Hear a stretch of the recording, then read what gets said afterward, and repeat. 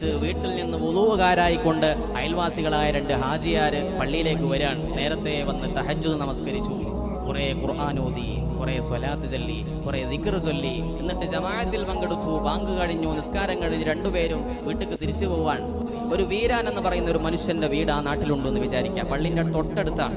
അപ്പൊ ഈ നിസ്കരിച്ചു പോകുന്ന 2 മനുഷ്യന്മാർ ഒരാൾ മറ്റേയാളോട് പറയാണ്, ആ വീരാന്റെ ഇത്രയും അടുത്ത് പള്ളി ഉണ്ടായിട്ട് പോലും മൂപ്പർക്കൊന്ന് പള്ളിയിലേക്ക് വന്നൂടെ, ആ വീട്ടിൽ ലൈറ്റ് പോലും ഓൺ ചെയ്തിട്ടില്ല എന്ന് ഒരാള് മറ്റേയാളോട് പറഞ്ഞാൽ ഇവിടെ സംഭവിച്ചത് എന്താണെന്നറിയോ? ഈ മനുഷ്യന്റെ തഹജ്ജുദും ഈ മനുഷ്യന്റെ ജമാഅത്തും ഈ മനുഷ്യന്റെ ഖുർആൻ പാരായണവും എല്ലാം വീരാന് പോയി. വീരാന് ഉറക്കവും കിട്ടി, നിസ്കാരവും കിട്ടി. ഇവനിക്കാണെങ്കിലോ ഉറക്കവും പോയി, നിസ്കാരവും പോയി എന്ന് പറഞ്ഞതുപോലെ. അതാണ് നമ്മൾ മനസ്സിലാക്കേണ്ടത്. ഇത്തരക്കാരെയാണ് നബിതങ്ങൾ മുഫ്ലിസ്, എല്ലാം പാപ്പറായവൻ എന്ന് പറഞ്ഞത്. കുറെ ഉണ്ടായിരുന്നു, പക്ഷേ ഒന്നും ഇല്ലാതെ 0 ആയി പോകുന്ന അവസ്ഥ നമ്മളിൽ ഉണ്ടാകാൻ